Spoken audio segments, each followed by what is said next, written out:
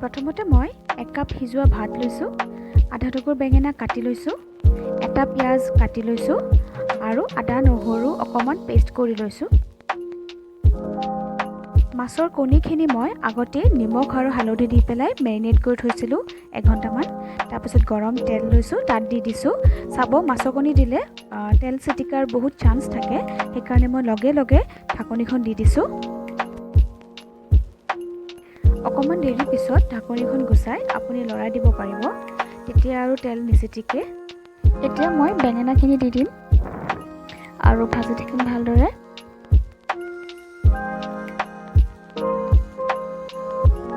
অকণমান মই কভাৰ কৰি দিছোঁ যাতে বেঙেনাখিনি ভালদৰে সিজে। এতিয়া মই পিঁয়াজখিনি দি দিছোঁ আৰু ভালদৰে ভাজিব লাগিব অকণমান দেৰি। ইয়াত মই নিমখ দিয়া নাই কাৰণ মাছৰ কণীখিনি মেৰিনেট কৰোঁতে অলৰেডি মই নিমখ দি থৈছিলোঁ, চ' মই ইয়াতে নিমখ নিদিওঁ। পিছত ভাত দিয়াৰ পিছত অকণমান মই নিমখ দি দিম নিজৰ টেষ্ট হিচাপত।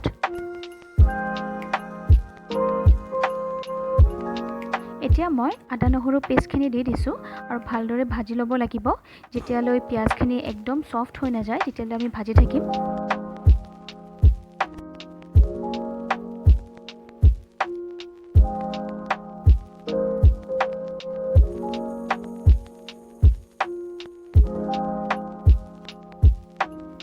পিঁয়াজ আৰু বেঙেনা অলমষ্ট সিজি গৈছে, চ' মই ভাতখিনি মিক্স কৰি দিছোঁ আৰু ভালদৰে ভাজিব লাগিব এতিয়া।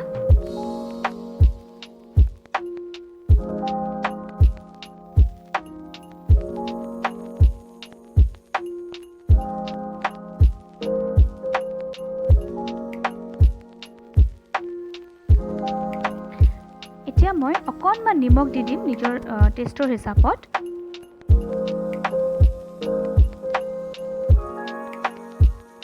আৰু অকণমান আপোনালোকে জিৰা পাউডাৰ দিব পাৰে, মই অকণমান জিৰা পাউডাৰ দি দিছোঁ।